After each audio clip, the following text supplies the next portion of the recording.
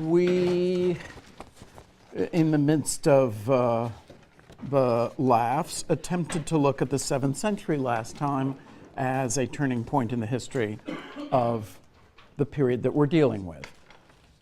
The post-Roman world, the early Middle Ages. Certainly, among the major shifts was the rise of Islam and the consequent radical changes in the Mediterranean territories, particularly, of course, the areas conquered from the Eastern Roman Empire by Byzantium, namely Syria, Palestine, Egypt, and eventually North Africa. The 7th century, therefore, changed the shape of the Byzantine Empire, and so its orientation as well as culture. Here I have a kind of periodization. We've spoken about Justinian's expansion. Very shortly after his death, there begins what seems in retrospect, at least in part, to be a reaction to imperial overreach. Imperial overreach is a phenomenon seen throughout history, described most memorably perhaps by our own Paul Kennedy. The tendency for empires simply, in order to protect themselves or order to fulfill their ambitions, to get too large for their own ability to hold on to their possessions. This is an economic problem, a logistical problem, a resource problem, and even a cultural problem. In general, it's hard to say what provokes the crisis. That is, with the Roman Empire, as with the Abbasids, we can say, oh, well, it was too big. On the other hand, it was too big and did just fine for centuries. In the case of the Abbasid Empire, maybe not centuries, but 150 years, which as these things go, is a pretty long time. Here, however, we're talking about something that is much more obviously related to some kind of overreach. Justinian formed his expanded empire, which is the first map in the handout, and merely a few years after his death, it started to unravel. You'll recall that we said that he had, at great cost, conquered Italy. After the easy conquest of North Africa, this looked like it would be easy as well. But in fact, while North Africa, occupied by the Vandals, fell within a year or two, Italy took 20 years to wrest from the Ostrogoths, and the peninsula was devastated and in radical economic decline when Byzantium took over. A mere 3 years after Justinian's death in 568, Italy was invaded by yet another barbarian tribe, the Lombards. The Lombards did not take over all of it. The Byzantine Empire, the Eastern Roman Empire, managed to hold on to Sicily, much of southern Italy, the East Coast, particularly the capital of the Byzantine province, Ravenna, but nevertheless the Lombards occupied most of the peninsula. And as we'll discuss in a moment, other disasters piled up in this period that I have just called contraction, but it's not just a question of the empire getting smaller. It's really a radical crisis and an ongoing crisis with the appearance of many enemies and the radical shrinking of the borders of this empire. So again, look at the empire in 565. It's making a good attempt at Justinian's death to mimic the Roman Empire at the beginning of our course, at its height in the 3rd century. It doesn't have northwestern Europe, but it has most of the Mediterranean. And to the degree that the Roman Empire was, as we, with fatiguing repetition, have said, a Mediterranean-centered empire, this empire of Justinian's does a good job of restoring that Mediterranean orientation.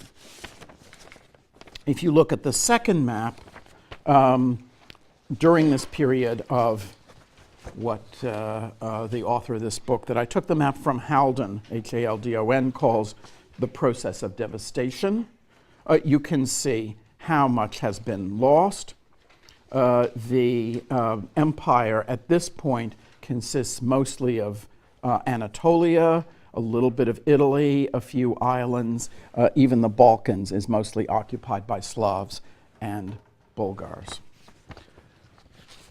There then follows a period of reconstruction, of the stabilization of borders, of taking back some lands in the Balkans and in Anatolia from the Arabs in Anatolia and from various groups in the Balkans. This is also the period of the iconoclastic emperors. And then finally, an expansion of the Byzantine Empire. The golden age of the Byzantine Empire is this period after the settlement of iconoclasm in 843 until the appearance of a new enemy, the Seljuk Turks, who won a devastating victory in 1071 and begin a process of what ultimately, but in this case ultimately means 350 years, what ultimately would be the final crisis for the Byzantine Empire, which would be extinguished by the Turks in 1453. So if you look at map number 3, the Byzantine Empire around the year 1000, ignore Bulgaria for the time being. That is a separate kingdom, and we're going to talk about it soon. This is a compact empire compared to that of Justinian. It is not in control of the Mediterranean. It has two bases, really, the Balkans and Asia Minor. And it has a little bit of territory in Italy still. But this empire made logistic sense, was never easy to keep together. Nevertheless, it was stable, had enough money for its substantial military expenses, and even to create a kind of cultural efflorescence. So here we have a story not merely of survival, but of survival, adaptation, and expansion. And that's what I want to discuss with you today. The reason we're doing this is because this is part of early medieval history. We've talked about the legacy of the Roman Empire, three-part kind of legacy in our formulation. On Wednesday, we'll start talking again about Europe, Northern Europe, and the degree to which Charlemagne in particular is a self-conscious heir to the Roman Empire. He revives the title of Roman Emperor. In the case of the East, these people have never abandoned the title of Roman Emperor. And indeed, the key thing about the Byzantine crisis, in contrast to the crisis of the West, is that the empire never falls. It is never destroyed. But it does undergo many of the same crises and consequences of the crises that the West did in the 5th century. I said last time that to some extent, while we don't like the term Dark Ages,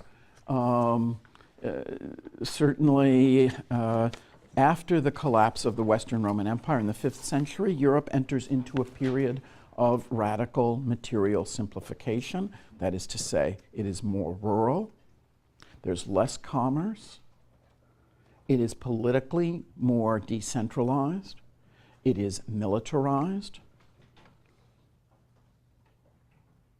and its culture is the preserve of a relatively small group of clergy.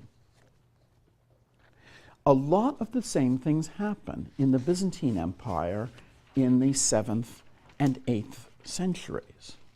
This is a kind of dark age for Byzantium. We don't have a lot of written sources, for example. There seems to be an almost complete desertion of the ancient cities, and with the exception of Constantinople itself and one or two others, same kind of ruralization of society. It is a militarized society, although as we'll see with more central governmental role, but it is a society built around warfare. And it is a society in which culture is also somewhat restricted. The libraries don't get destroyed exactly, but they certainly don't get a whole lot of use, at least in terms of things that we can understand or follow. And the Byzantine Empire faced an awful lot of enemies. The history of Byzantium is, to some extent, the history of emperors you never heard of, writers you never heard of, a lot of really neat art, heresies that you may have never heard of before, but you have to learn anyway, and invaders, some of whom you've heard of, some of whom not. But heresies and invaders are really the story. So I didn't make this history, but it is very important, and actually I think heresies are kind of neat, although who am I to say, since I went into this for a living, so I must have liked them. The most dramatic enemy of Byzantium in this period is the Caliphate, the Arab Empire of Islam. And so in terms of the shocks and crises of this period of contraction after Justinian, the rise of Islam, and in particular the two dramatic sieges of Constantinople in 674, where a naval battle finally defeated the Arab forces, and the siege of 717. 674, 717, two sieges of Constantinople by the Caliphate.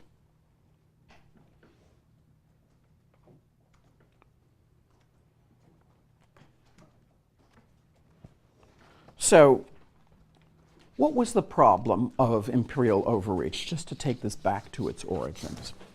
Justinian, in particular, as we said, was focused on the conquest of the Western Roman Empire, which he saw, of course, not as a conquest, but as a reconquest, a restoration of territories taken unjustly by barbarian rulers, which he was determined to take back.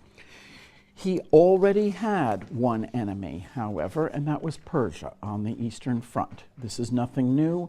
We started the course with the Rhine and Danube frontier as one front, and the Persian frontier in the east as another. The only difference is now the Rhine and Danube frontier has been breached. Justinian pacified the Persians, paid them off, made a treaty with them in order to have a free hand to undertake the conquests in the West. In retrospect, you know, with the historian's ability to quarterback after the game, the lack of attention to Persia was a mistake. The Persians, in fact, invaded, despite this peace treaty, in the 540s. The Italian campaign didn't go well.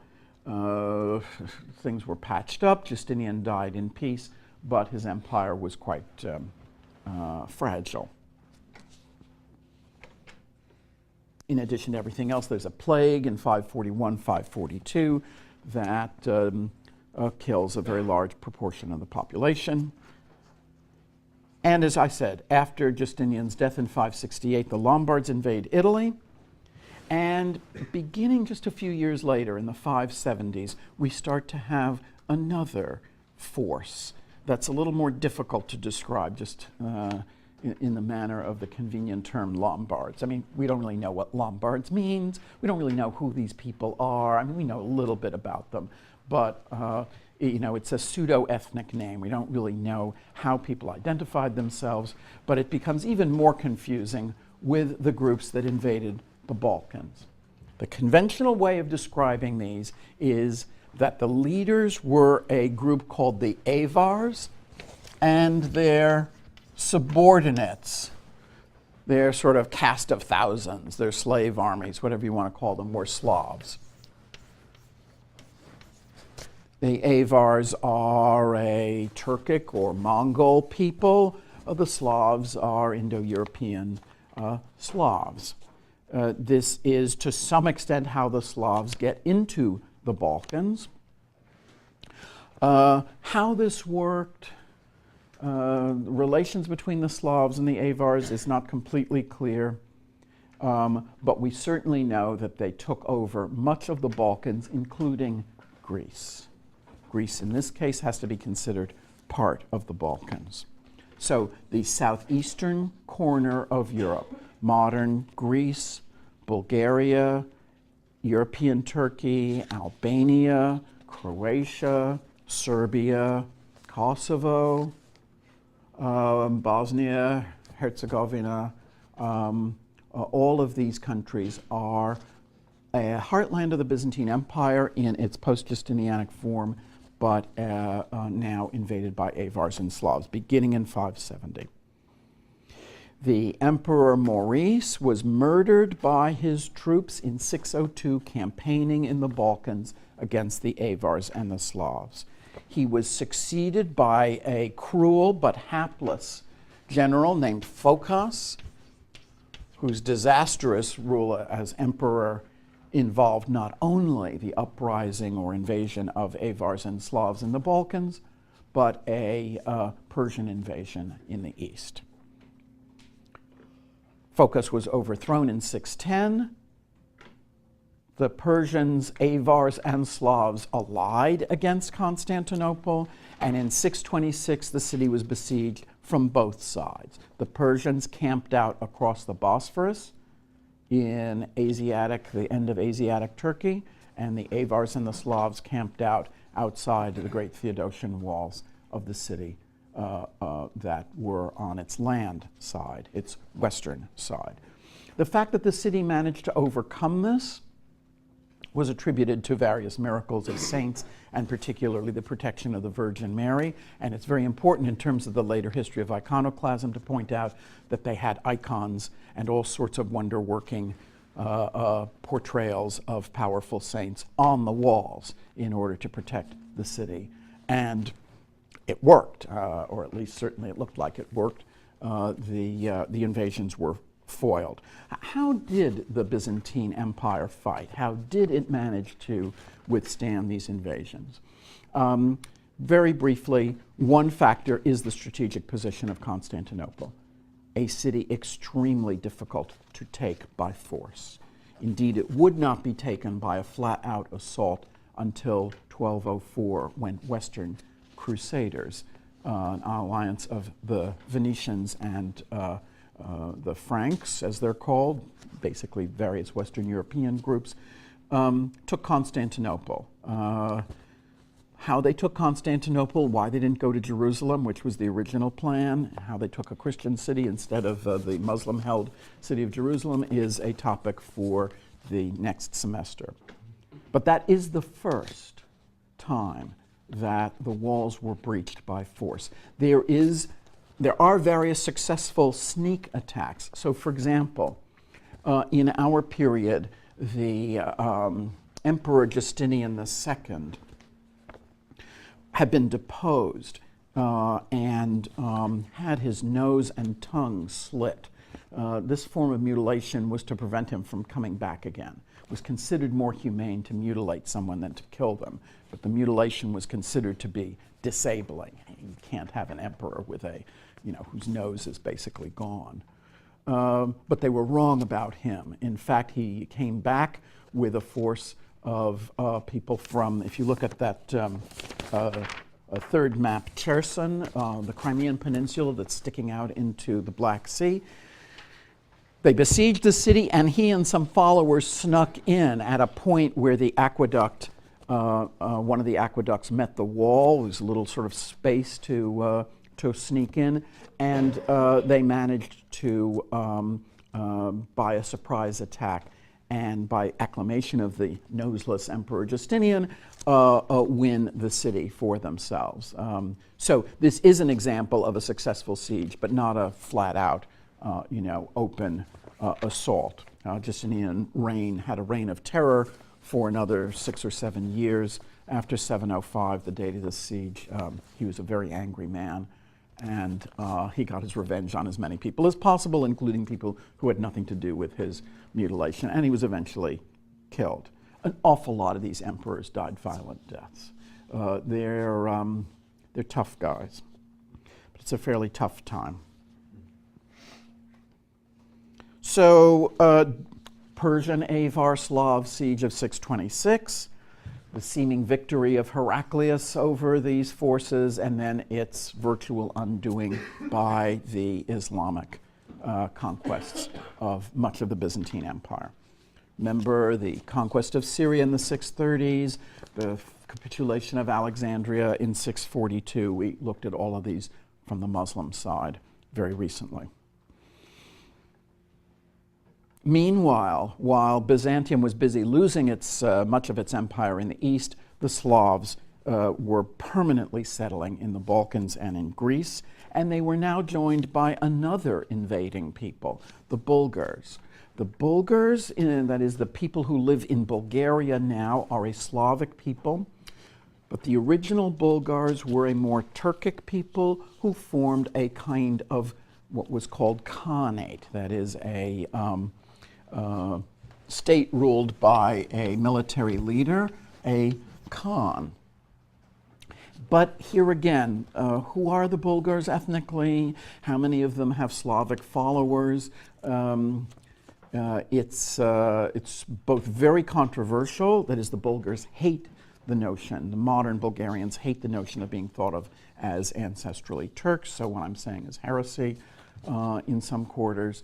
But these ethnic designations are not as meaningful, or at least as stable, as we often tend to think they are. The Bulgars would intermarry with the Slavs, and they would eventually convert to Orthodoxy. But they would be a problem for Byzantium from the about 700 until just after 1000. So how was this empire rebuilt? It was rebuilt on the basis of control over the Balkans and Anatolia. It was also rebuilt on the basis of reorganization of the army. Obviously, the position of Constantinople and its walls is not enough to assure victory in battle once you get away from Constantinople. There are certain kinds of weapons that they had. There's this mysterious one that I mentioned before called Greek fire, which is certainly part of the victory of 674 in the naval battle against the caliphs.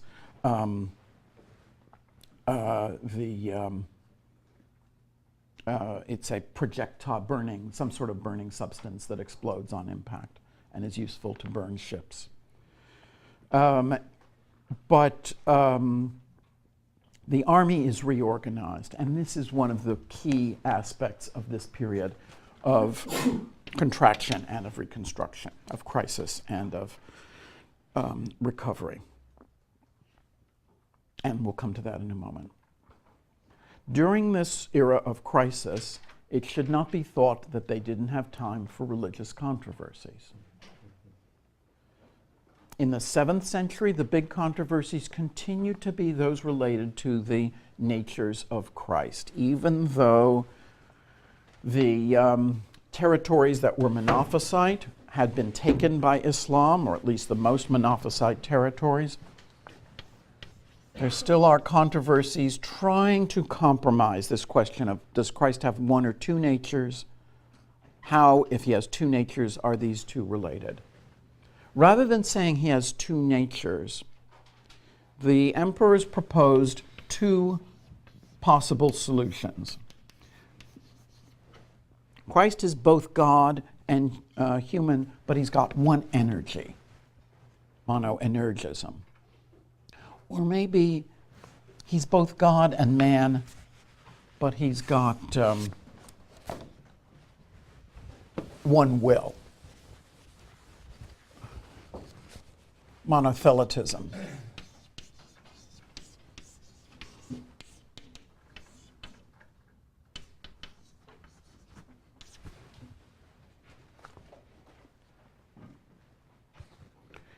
The emperors in the 7th century tried to impose monothelitism, or tried to impose monothelitism and then prohibit discussion, or just prohibit discussion about it. The papacy was adamant in upholding the two natures and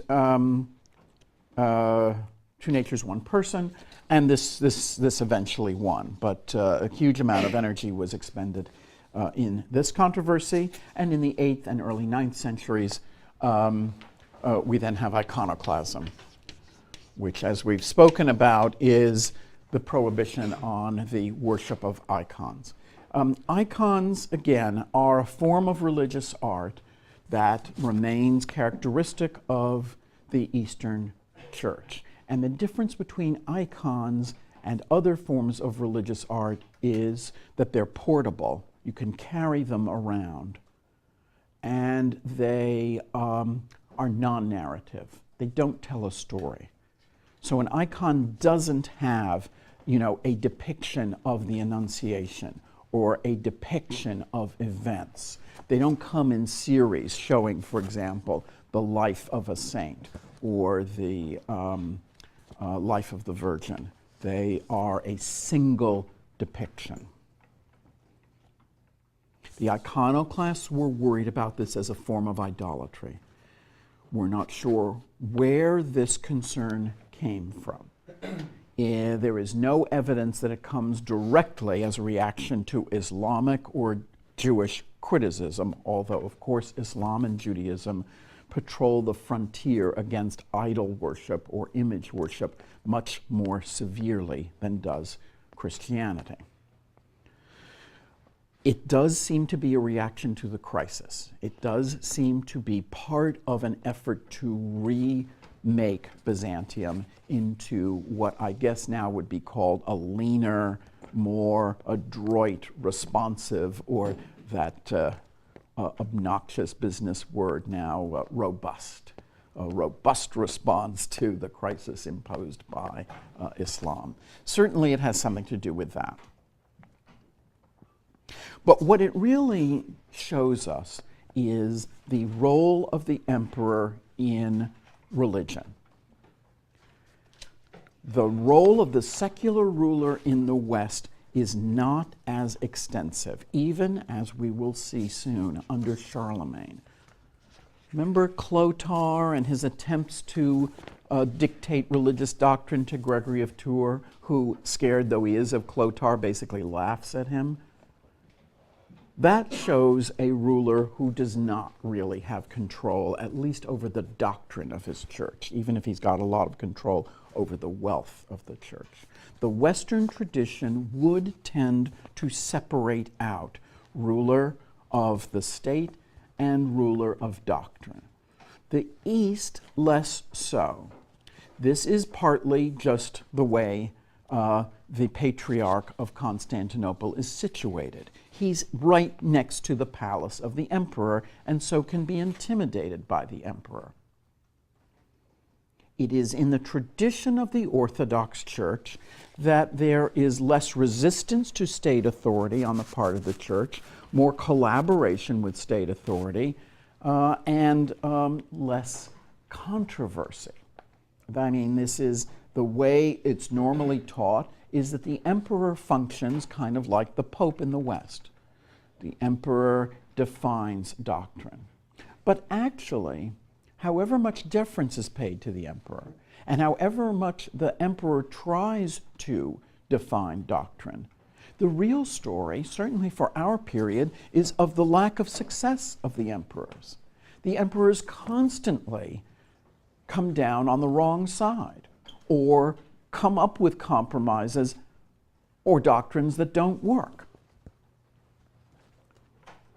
They propose what, in a sense, seems like a rational compromise over monophysitism, but theology doesn't work that way. Just because you come up with a compromise doesn't mean everybody's going to accept it. In fact, often compromises mean that nobody accepts it.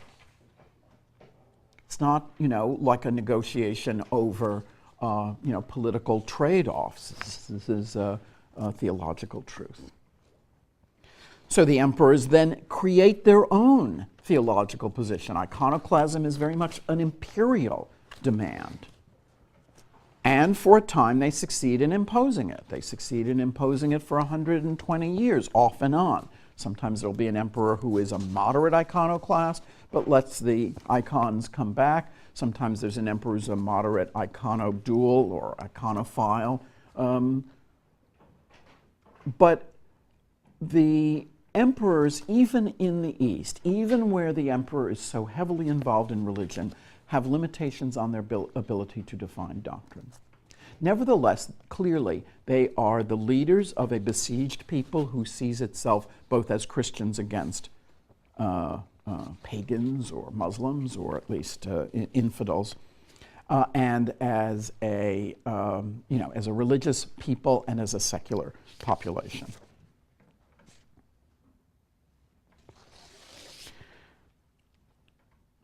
So, with all of these crises, sieges, invaders, how did the empire survive? We can see some of the plans of the emperors. One plan was simply to get out of Constantinople and rebuild a kind of Western empire based in the West. So Constans II, you'll remember I said, in 661, moved his capital to Syracuse in Sicily. This was intended in part to guard the possessions in Italy and in part to hold on to North Africa. Constans was murdered in his bath in 668. The capital was moved back to Constantinople, and within 30 years, all of North Africa had been lost to the Arabs. And you start to get the shape of the empire to resemble that of the map that we looked at last, that of 1000, a Balkan Anatolian empire. Constans is very important, though, even though his plans come to naught, because it seems to be under his reign, not exclusively, but very much forwarded by him, that two things develop that are crucial for Byzantine success. One is the practice of deporting whole peoples and settling them on new lands. This extremely brutal practice, you can imagine what it's like at any time. Of course, this is practiced a considerable amount, for example, in the former Soviet Union, where you just tell people to get up and you're going to move them 2,000 miles away. They're going to have better opportunities there, whatever. But in the meantime, some of them are going to starve, many of them are going to fall to disease. This is a brutal kind of transporting of peoples, manipulation of peoples from one area to another. The peoples manipulated in this case were often Slavic prisoners or groups taken over as the empire expanded, and often sent to Anatolia to resettle lands that had been deserted in the Arab invasions and now seized back from the Arabs.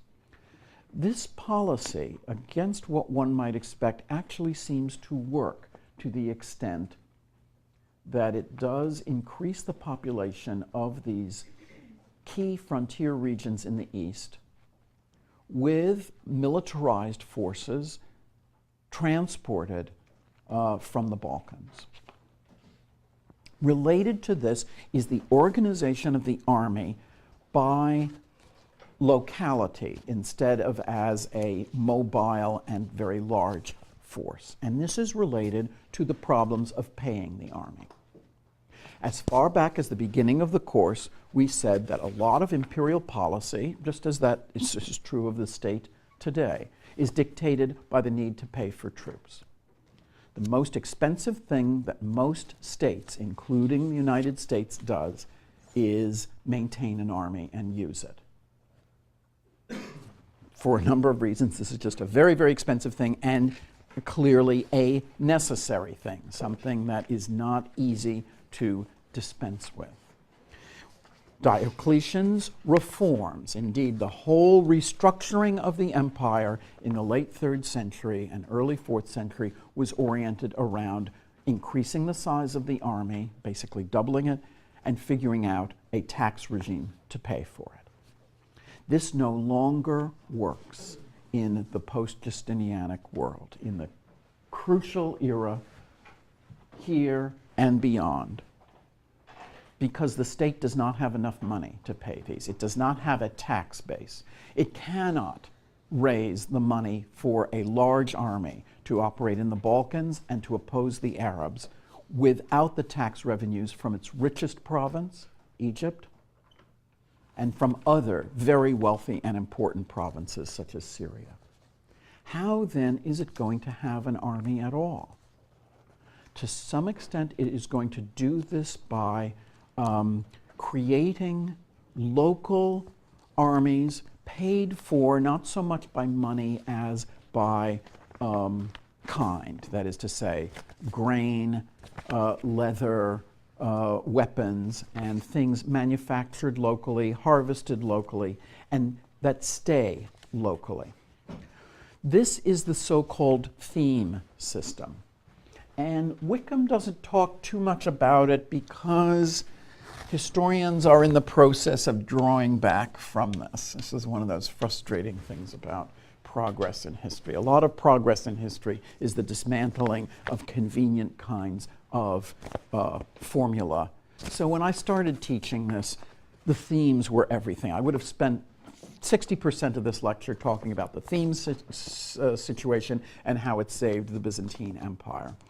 The themes look like soldiers who are peasants.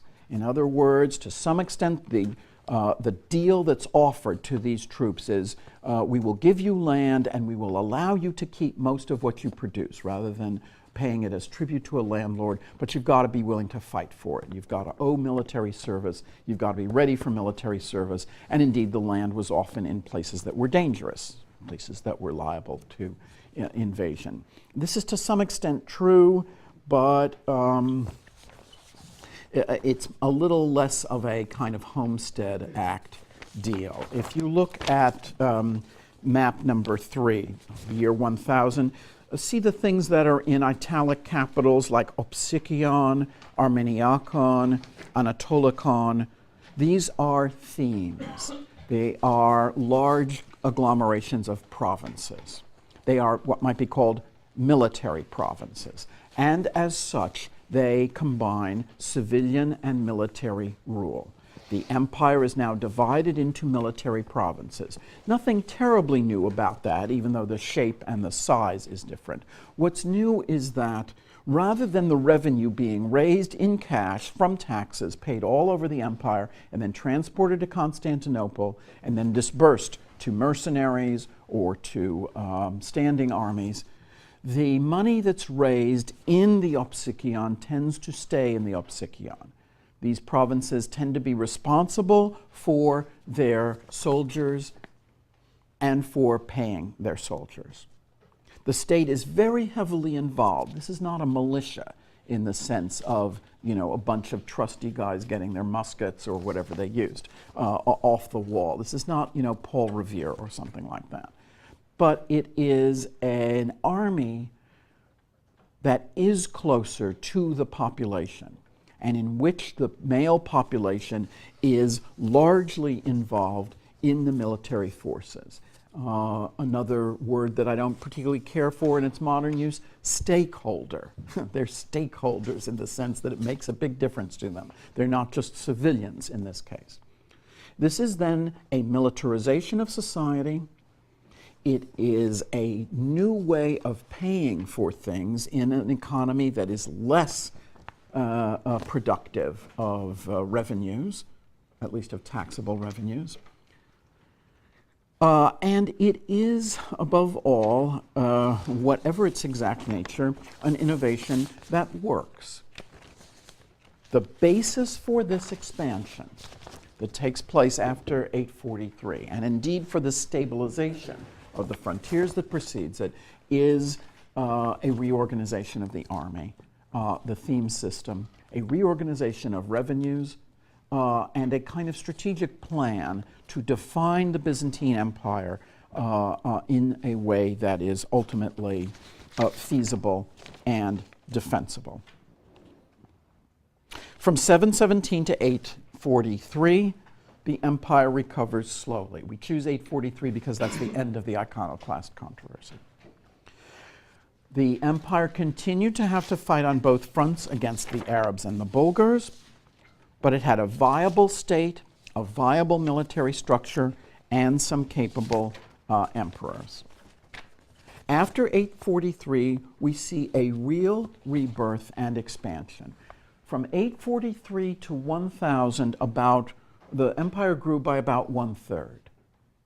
Even though that map, the third one for the year 1000, doesn't seem very imposing, if you take a look at it, you'll see that its frontiers with Islam are much more secure than they have been before.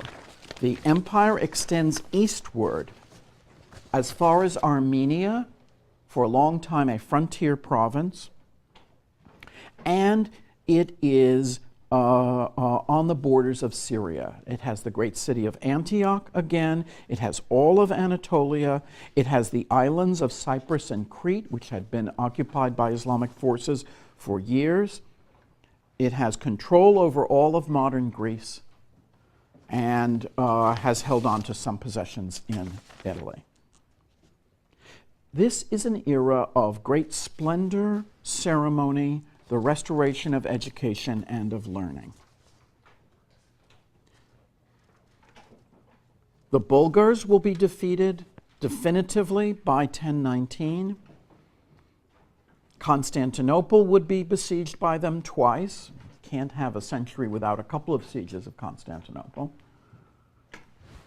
The Abbasids are defeated, and the expansion of the Byzantine Empire, as you see, as far south as modern Lebanon, and as far east as modern Armenia.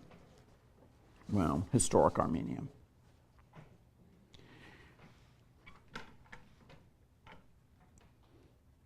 This is a society that is still involved in religious controversy.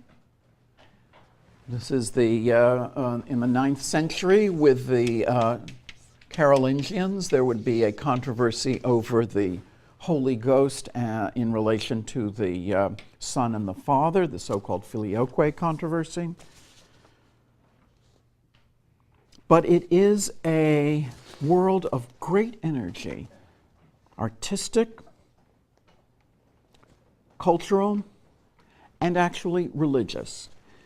Perhaps the most lasting and significant accomplishment of this era is the conversion of the Slavs and the conversion of much of Eastern Europe. Conversion to what would become the Orthodox as opposed to Catholic form of Christianity. The official split between the Orthodox world and the Catholic world won't occur until 1054. In 1054, the Patriarch of Constantinople excommunicated the Pope, and the Pope excommunicated the Patriarch of Constantinople. I think they've taken it back, but obviously the churches are not joined. They have differences already, however, that are visible in the 9th and 10th centuries. Orthodoxy is less politically centralized. If, as we just said, it's very dependent on the ruler, if the ruler is different, then the church has a sort of national identity. Thus, there is no pope in the Orthodox Church. The Bulgarian Orthodox, Greek Orthodox, Russian Orthodox are essentially form a confederation under their own patriarchs. They also have their own languages. The Bible could be translated into vernacular, and the liturgy was not in one language necessarily. So Slavonic, the sort of ancestor of modern Slavic languages, would be instituted as the liturgy in many of these converted places. Priests are allowed to marry in the Orthodox Church. There are just sort of questions of style. For example, the Orthodox Church, even when it has admitted icons back, does not have statues, does not have three-dimensional statues, whereas the Catholic world, of course, does. Think of, Notre Dame of Paris and its sculptural program, or Chartres, or the, Michelangelo and Bernini sacred sculptures. This is partly because while icons are okay because they're two-dimensional, statues were thought of as being too much like the idols denounced again and again by the Old Testament. Greek Orthodox priests have beards. Catholic priests don't.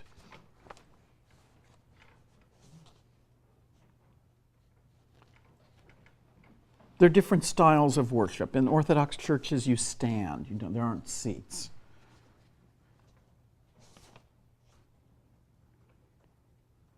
Some of this is style, some of this is theology, some of this is just culture. But of course, this would be in the 9th century and remain a very strong difference. So you can see that those countries converted by the Catholics have a Latin liturgy and a Western or Latin or Roman orientation. Poland is Catholic. Russia, on the other hand, would be converted to Byzantine Christianity. The division is clear and unfortunately tragic in the former Yugoslavia. Serbian and Croatian are almost the same language. Serbian is written in Cyrillic, Croatian in Roman. The Croatians are Catholics. The Serbians are Orthodox. Their hatred for each other, and then of course the complication of having an Islamic people, the Bosnians, was the background to the tragic Yugoslav civil war of the early 1990s. So these religious boundaries, which sort of correspond to ethnic boundaries, even though those ethnic definitions are themselves invented to some extent, these religious boundaries continue to be very meaningful and to define culture in Europe. The conversion of this world is then one of the most important events of the Renaissance Byzantine Empire. The coronation of the King of Russia, King of Kievan Russia in 989 at Cherson on the Crimean Peninsula, presided over by emissaries of the Byzantine Emperor, is one symbol of this. The conversion of the Bulgars, the conversion of many of the peoples of the Balkans. And indeed, there is a kind of aftermath of Byzantine civilization. The closest heir to the Eastern Roman Empire is the Russian Empire. The look of Orthodox worship, the look of the Russian churches, the icons, the gold, the imperial style is very closely related, self-consciously, to the model established by the Byzantine emperors. Indeed, in the 16th century, after the fall of Constantinople, Russian monks claimed that there had been 3 Romes.